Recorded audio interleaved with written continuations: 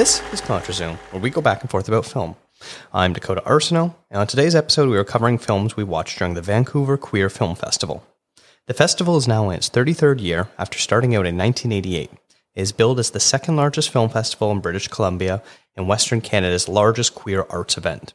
This year, the festival will remain mostly online with a few in-person events for people living in the Vancouver area. Joining me today to talk about the movie scene is Stephanie Pryor, who was last heard on episode 149, Oscar Predictions 2021. Welcome, Stephanie. Thank you for joining me. Hey, yeah, it's been a hot minute. It has been, yeah. I get to get you back on.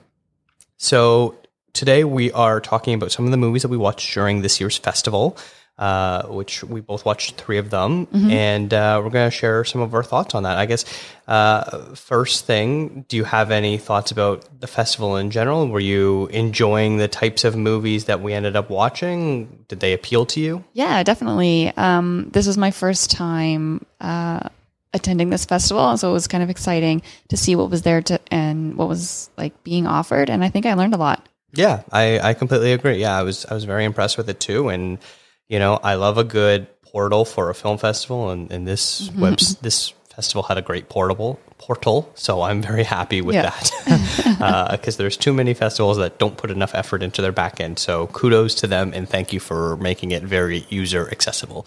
So, that all said, let's talk about the first movie we watched, and the first one was Raw Uncut Video. It has exclamation marks, so maybe I should be like, Raw, Uncut Video, which was directed by Ryan A. White and Alex Clausen. Palm Drive found good-looking people that were into some of the wildest and weirdest things. They're among the best filmmakers in the leather community.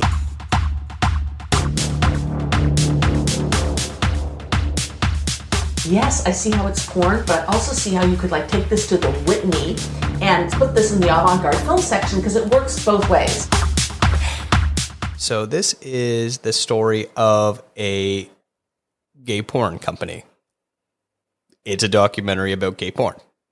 And, you know, I knew going in, I was like, all right, I bet you they're going to show clips, but you see a lot of clips. Yeah. This was probably my favorite movie watched during the festival because despite the fact that it's a documentary about gay porn, it was surprisingly sweet and tender as well.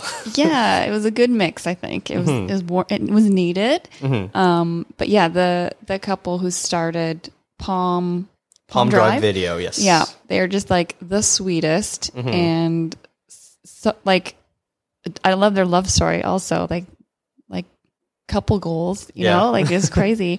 But yeah, you see a lot in this. Yes, a lot. So people who might not like super explicit content, I would advise you staying away from it. But that said, if you can get past some of the moments that even I had to kind of flinch and turn my head away from, this was a really great movie. Like it's so funny. This movie opens up with this older couple. They're like tending their farm and cleaning up their house and all this sort of stuff. And then we get this like love story background for them about how they met at a Harvey Milk birthday party years ago, back in the 70s, and how they're icons in the queer community. And then we like get the clips of what they did to make themselves icons. And it's really fascinating. I really enjoyed this one. I feel like what was most interesting is the concept of even something as adult, explicit material, that this content even has a place in anthropological studies, where we learned one of the talking heads in the documentary is a porn historian, and they're talking about how documenting how queer people express themselves is something that needs to be studied and needs to have records of being kept, because it's not something that's often discussed about. And so every once in a while there'll be like a new, you know, scholarly study, and there'll be like some writer talking about how they realize, oh, and then this type of person was living in this time period, and this is what we can understand about their lives and how it affected things, and what was it like for an everyday person, not just, you know, kings and queens and rich people. Right.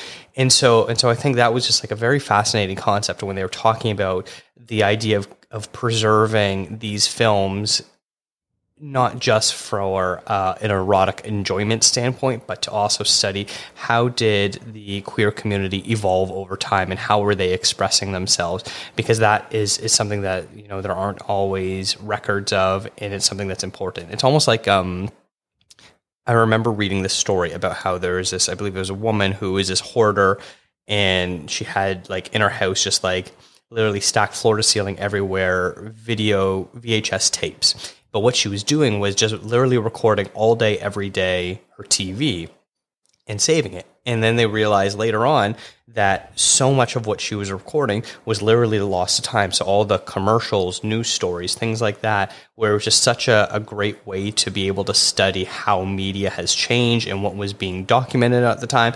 And on the surface, you think, well, that's just stupid. It's just commercials and TV. What does that mean? It's just one person's daily life, but it actually kind of has a bigger purpose. And so I think this was also kind of in the same way, whereas like it has a much bigger purpose of, if you were to build a museum of queer expression of art and lovemaking and pornography and everything like that, this definitely has to have a section, even if it's something that you don't necessarily agree with or enjoy watching or things like that. Yeah. There's like a direct correlation between what's happening in the times and what is happening in the gay porn industry. So like, you know, with the AIDS crisis and having an outlet for safe sex, and a lot of these videos were like just solo performers. Yeah. And so that's like in direct correlation with what was going on during the time and around them, and what it meant to have safe sex, and also have an outlet to feel safe enough in your own home and not feel judged, and all the stuff that was going on. So there's a lot. It's not just about the content, but also telling a story about what else is happening in the world at that moment. Yeah, that's a great one. Yeah, and they really talk about how the AIDS crisis was affecting the industry and specifically gay men in general, about how they were terrified to have new sexual partners and date and things like that, because it could be something that could be a potential death sentence for a lot of people at the time, because the disease still wasn't very understood. It was understood who was impacting and why it was impacting different people and things like that. But with the government's complete refusal to even acknowledge it was just a huge blight on the country, and so many people needlessly died because they refused to do any sort of studies into what was happening with the disease and why it was affecting people, and how they could help people that are afflicted by this and stuff like that. But yeah, it really all kind of comes back to Jack and Mark, the two owners of Palm Drive Video, because they're just such interesting figures, where every time they're talking, you're just like so fascinated. You're like, please tell me more about your adult videos that you were making. Like, you can just imagine being at like a dinner party or something like that and be like, everyone else be quiet. Let the porn guys talk. Yeah. And I think, there's more to them than just being the porn guys. I think, one was the master behind the photography and the directing, and one was behind the editing and all the graphics and stuff. And I think, just their dynamic and what they brought to the table and to the industry, it wasn't just about, making explicit videos. I think they had a purpose and a content, and they had a general like love for their community, and it was much more than just adult films, I think. Yeah. Yeah. And I think I also really appreciated all the interviewees they also got. So there's people that were like I mentioned earlier. There's the porn historian who's a female who talked about how clearly this content is not for her, but she appreciates what it was doing, and that's why she was working on helping to preserve it as well. But there's lots of interviews with men who were stars of these films, and their stories are so interesting because they're now 20, 30 years removed from doing these, and they can kind of look back and be like, hey, remember when I was young and hot? This is what I did. So it's kind of like a nice trip down memory lane for them. And of course, the best guy that interviewed this is the straight guy with his mom sitting next to him, just absolutely so proud. Yeah. Yeah, so that was a good one. And he's like, yeah, I'm not telling any of my straight friends. I'm not telling my kids about this. And his mom's like, why? Why aren't you proud of this? He's like, well, it's still porn. Well, it is, but I thought that was a good question. Like, I loved that. I thought it was a little weird about how proud she was and that they were watching these, videos together. But, she made a comment. She's like, how many of your straight friends would have done this? And he's like, none. And I think that, proves so much more masculinity than, making fun of it or like shying away from it, not doing it. The fact that he, was like secure enough to do it, and he should be proud of that. Like, what does it matter who gets enjoyment out of it? Like, that's fine. So I love that she made that comment. Yeah.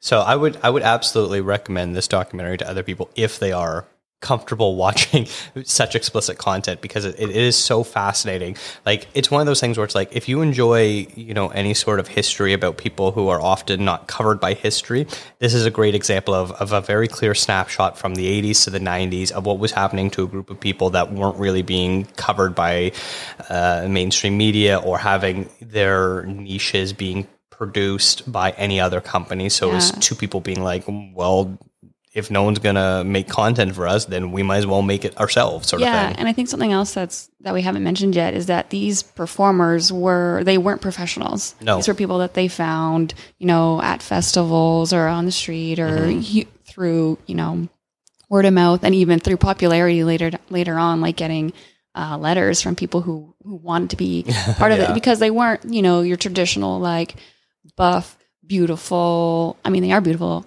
for sure, but like just that like typical model type porn actor. These were your average guys who had particular fetishes that didn't feel like their market was being or wasn't out there. So it was also important just to showcase and highlight every body type, every person, every niche. It wasn't, it wasn't just like sexy sex. It was, it was specifically geared towards someone who didn't feel like they were being like noticed or had anything out there for them.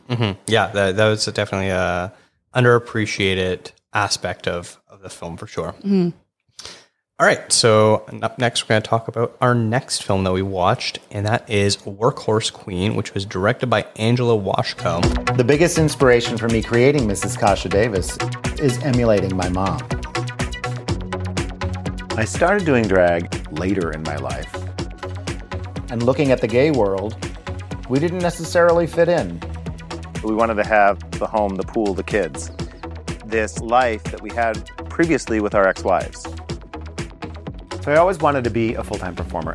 And I realized at the age of 44, it's not too late. Going on RuPaul's Drag Race, I just felt like this is going to be a whole new adventure, a whole new life. So this is a documentary that tells the story of Mrs. Kasha Davis, who is a drag queen who appeared on, if I'm remembering correctly off the top of my head, season 7? I believe so. Season 7 of RuPaul's Drag Race. And Ed Popple, the man behind Mrs. Kasha Davis, is a bit of an older drag queen compared to most of the contestants that appear on Drag Race show. And so it's kind of him dealing with trying to realize his dream at an age past where most of the other contestants are, and where does he go from there? And then so we get the background of how he was, first came out, and then how he slowly came into drag, and how he worked on his persona and aspect, and then his time on Drag Race, and then his post-Drag Race career, which has, the usual ups and downs of celebrity, if you want to sort of call it that. Right.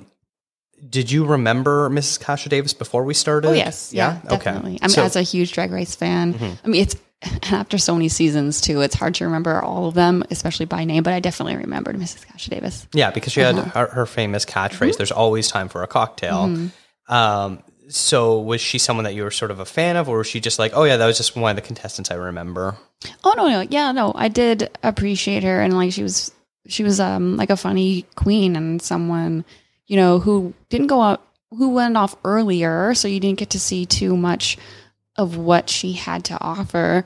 But yeah, I mean, it always sucks because I hate those first few episodes because you feel so shortchanged with some of the queens where you're like, oh, I want to see more. I want to know what else they can do, because it's just such a shame to like make it there and then only be there for a few episodes. Yeah, they do one mistake and they're off, and it's like, well, that could have been anyone's mistake at any time during the show, but it just so happened it was the first episode. Exactly. Yeah.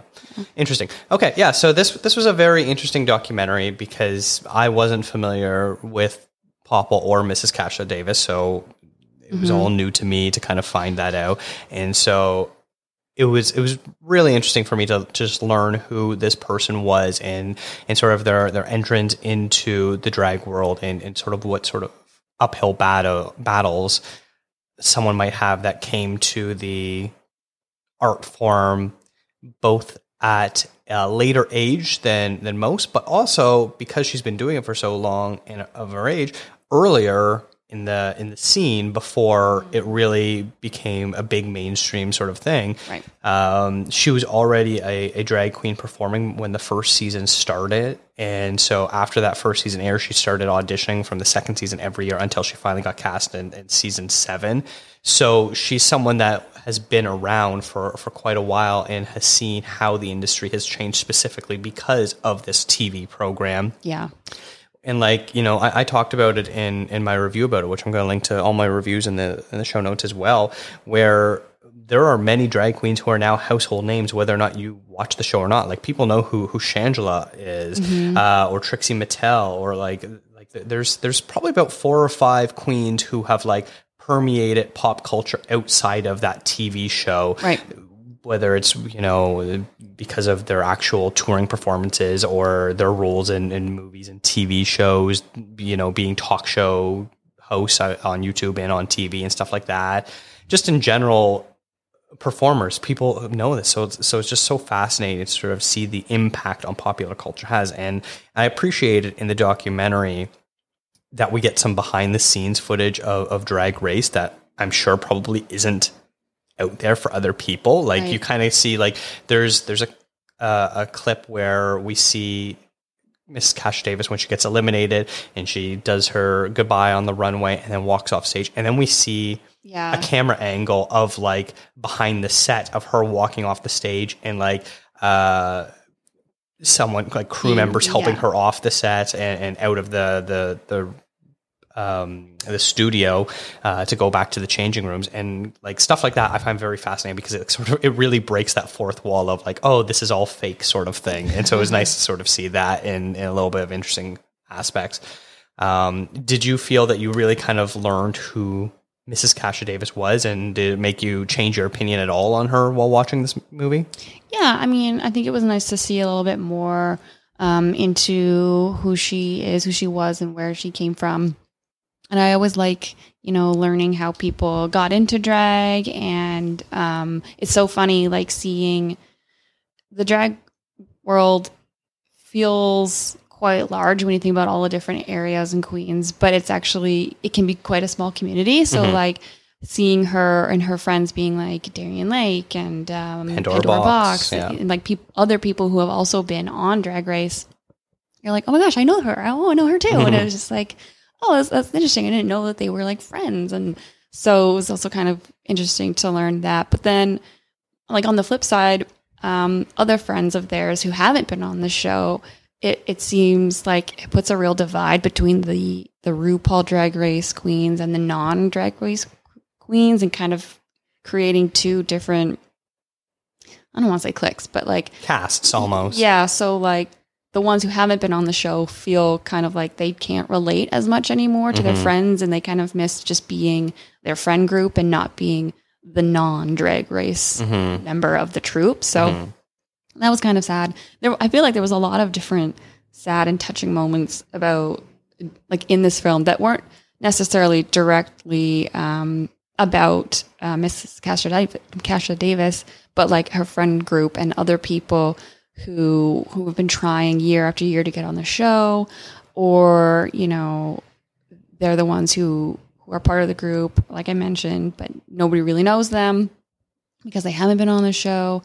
And but then also, of course, also with Popple's life and what he had to go through and the different aspects of post Drag race life and what that means when you're on that high, you're doing the tours, and then it starts trickling out, and you're like, well, now what?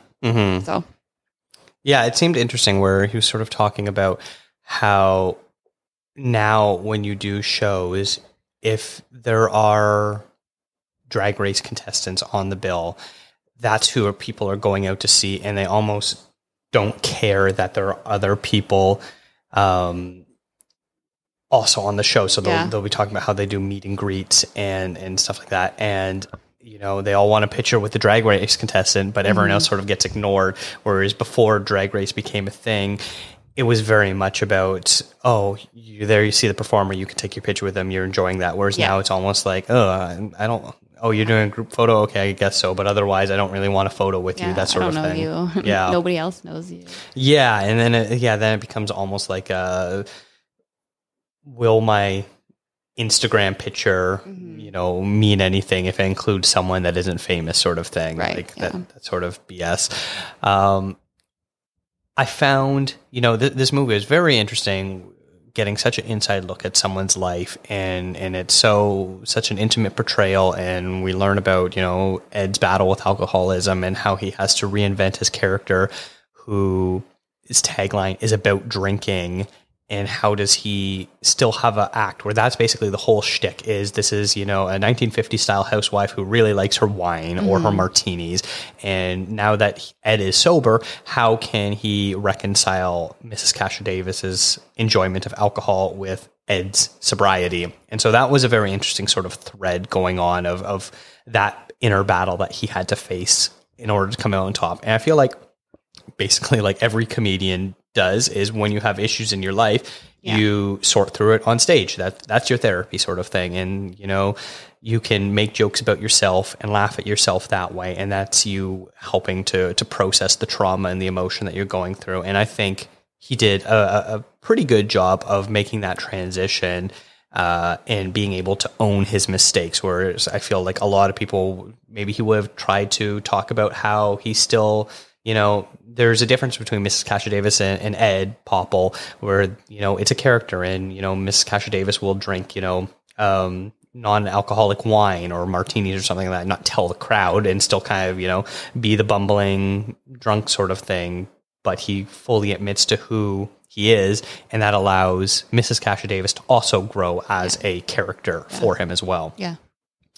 But I think my main criticism of this movie is towards the end of the movie, it kind of became apparent that this was an audition tape to be on All Stars, RuPaul's Drag Race All Stars season 3 or whatever, 4, whatever is the next Drag Race season.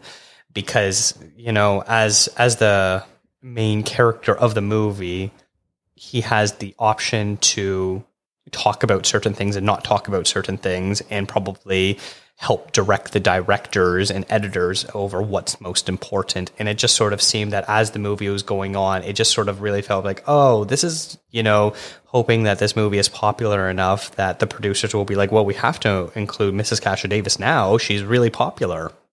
Right. So I don't know how you felt about that. Yeah, I mean, I definitely noticed a switch a little ways through, especially when they're at DragCon, I believe it is, and a fan comes up and is like, I really think you should be on All Stars. He's like, mentions like, yeah, me too. Like, it seemed, and then from that moment on, it just seems to keep popping up. Like, oh, I should be on All Stars. Oh, I want to get on All Stars.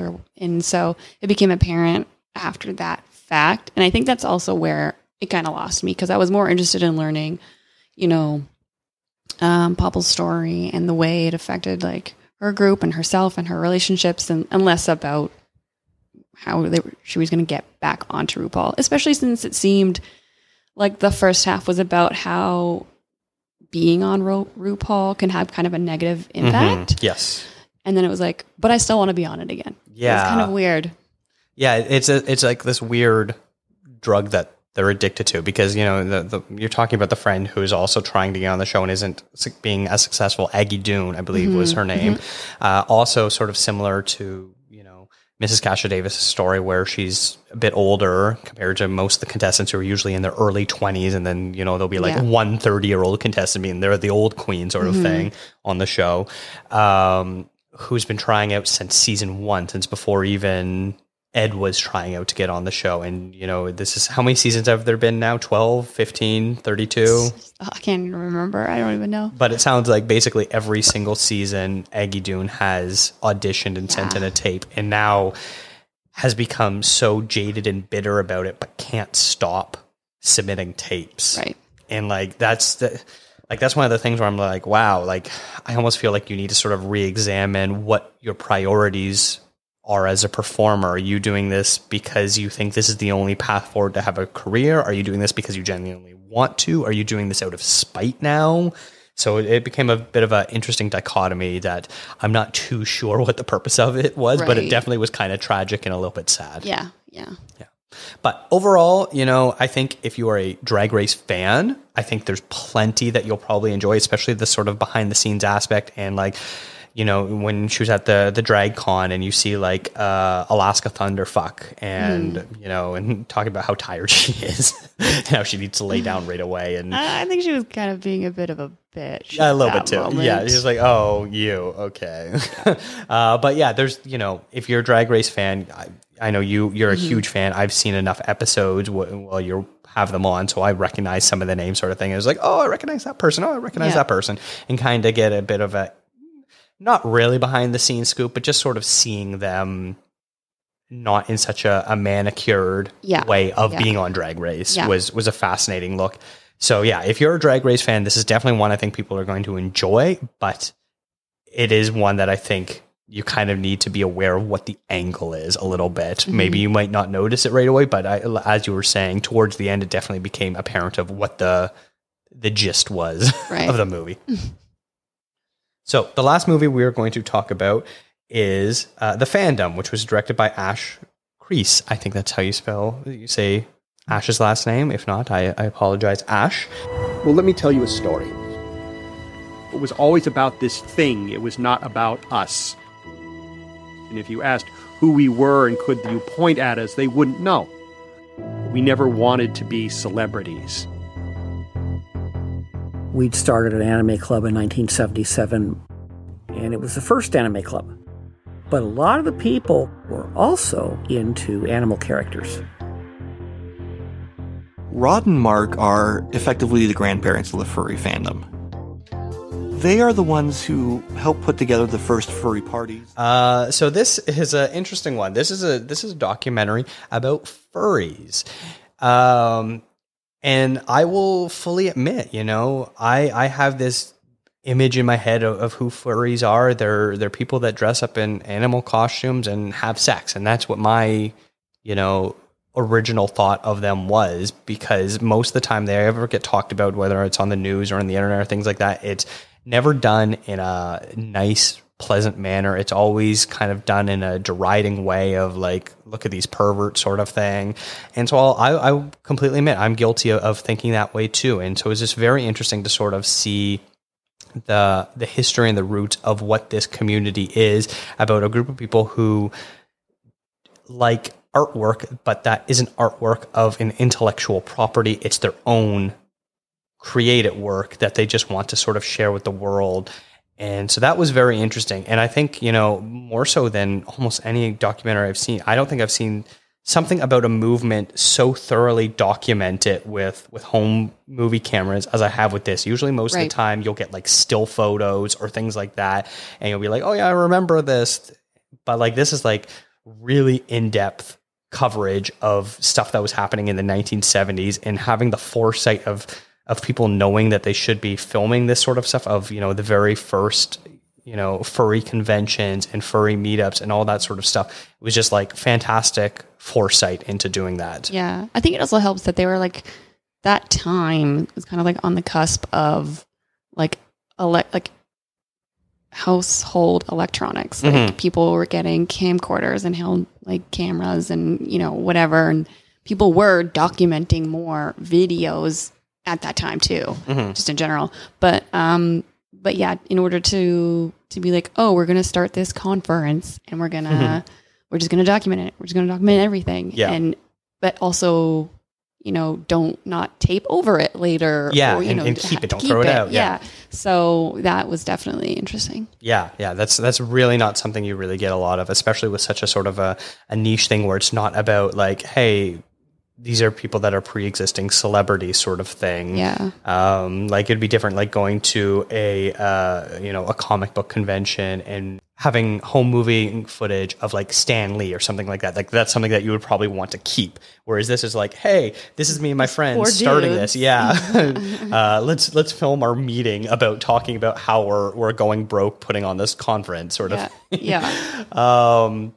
What were your sort of preconceived thoughts and notions of what furries are going into this? Yeah, so I didn't know much about this group except for stuff that you've told me, really. So I kind of had the same biases. And actually, there was mention of a CSI episode in the movie, which clicked, and I was like, oh yeah, I do remember that episode actually now when I was watching that. And I don't remember much about it, but I remember there being an episode. And yeah, I had the same preconceived notion that it was, these people who like getting dressed up and who did some funky things together. But I learned a lot from this film and realized that I actually know a bunch of people who feel or felt similar, like especially in high school, feeling kind of like an outcast, feeling like you're kind of alone and nobody knows what you're going through. And so you just draw stuff. You draw things that you like. You draw things that, again, is like an outlet for you. And I totally get the concept of like having this alter ego, this persona. The fursona. It's kind of like drag, it's something that you can choose to put on to feel 100% comfortable with who you are. It's kind of like a mask, I guess, and you get to be whoever you want to be and have any kind of characteristics that you want and not be judged for it because everyone else feels the same way. So it's just like this nice community. And obviously there are facets of communities that, veer off differently and have different aspects of what they take away from getting dressed up or creating these drawings with it there.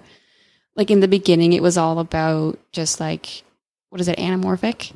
Anamorphic animals. Animals with human characteristics. Yes. Blanking on words today. And then, of course, as it goes on, you get, the more like uber sexualized, like hyper feminine, busty pinup type styles. So like things evolve, things change, but there's always the core of it, which was interesting to learn about for sure. Yeah. No, I completely agree with all of that. And like, it's no different. Like, people have been for a long time, drawing themselves as comic book characters, Right. They're, the kid that really likes reading and feels like they're a bit of an outcast because of their interest. Maybe their comic book hero is that they're like super intelligent and they got like a giant brain or something like that, or they can fly around, whatever it is. Like that's nothing new that people are imagining themselves and drawing characters of heightening both characteristics they already have and ones that they wish that they had as well. And so sort of translating that to the animal world, it makes sense. We already put human traits on animals when we're talking about them and describing people. So it shouldn't shock anyone that, people think, foxes are cunning. So they draw themselves as a fox because they're cunning as well, that sort of thing. Or, they're sleek and agile. So they're more cat-like and things like that. Or, they're friendly and they want to be everyone's best friend. So they're like a dog and things like that. So it just makes sense that they're able to sort of translate those similar human characteristics onto animals and draw themselves that way. And I just like you. Yeah, I totally remember in high school remembering, it was usually the kids that like manga. They loved the Japanese, comic books and things like that, and would, draw themselves with cat ears on and things like that. So like I definitely remember that and being like thinking that was a little bit weird, but like I definitely remember them, and like I was friends with some of these people and like they're terrific people. It was just their way of expressing themselves.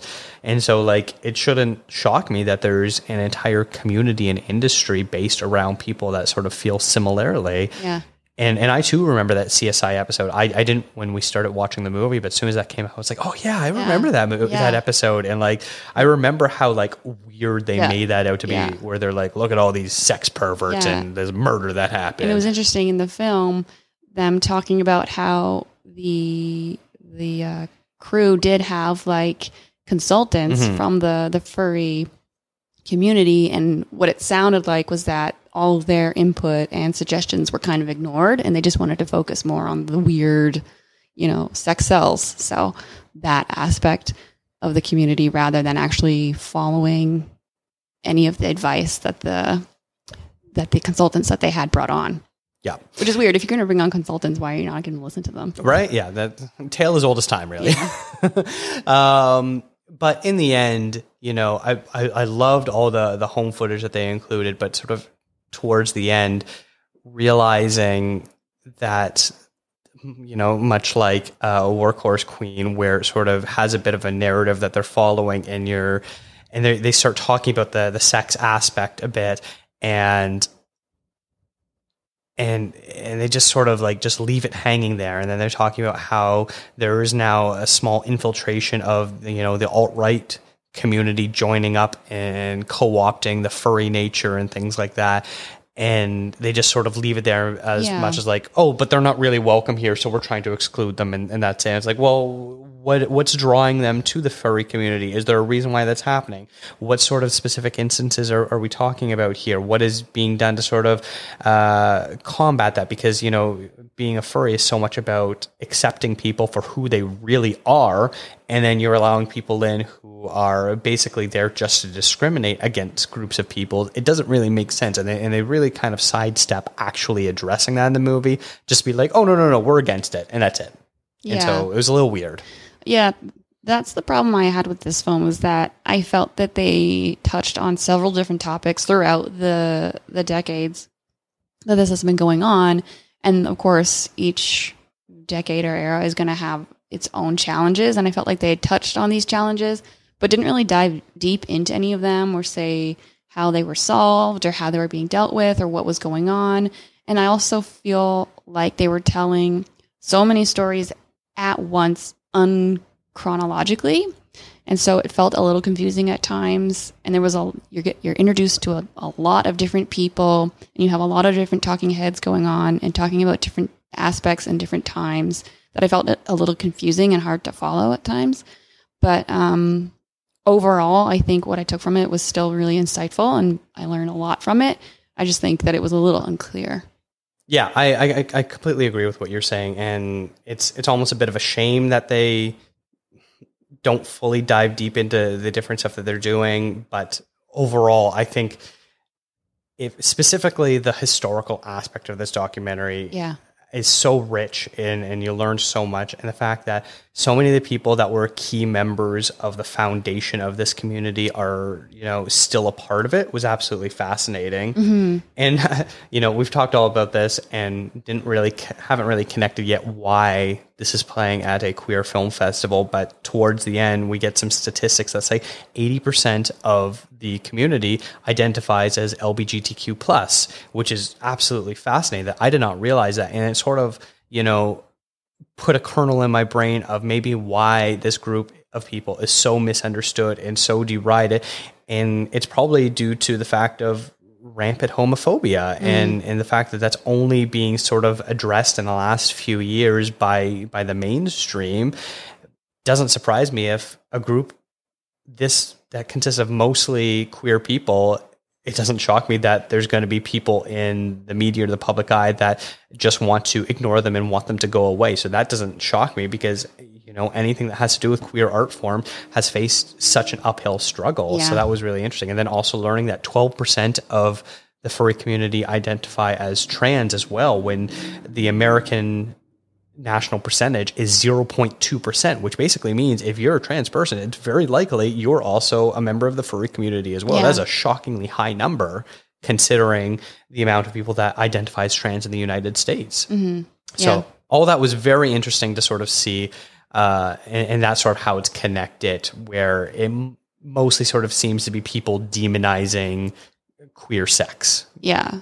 Actually, thinking about it just now, I kind of wish, or I feel like this would make a really good mini series. Or like, you know, you're kind of given the overarching subject and topic, and each like following episode kind of dives deeper into one of the little topics that they touched on. I feel like that would have been more interesting and insightful than just trying to cram it all into this one film. Maybe. Yeah. Yeah. I think you're right. Yeah. Also, just side note, those costumes are amazing and so well crafted. Like it's beautiful. That's an art form on its own. Yeah, absolutely. They're really stunning to look at, and the fact of like they're making them so high tech as well. Yeah, there's like 3D printing involved in some of them, and the like mechanics behind some of it. It's crazy. Yeah, I agree.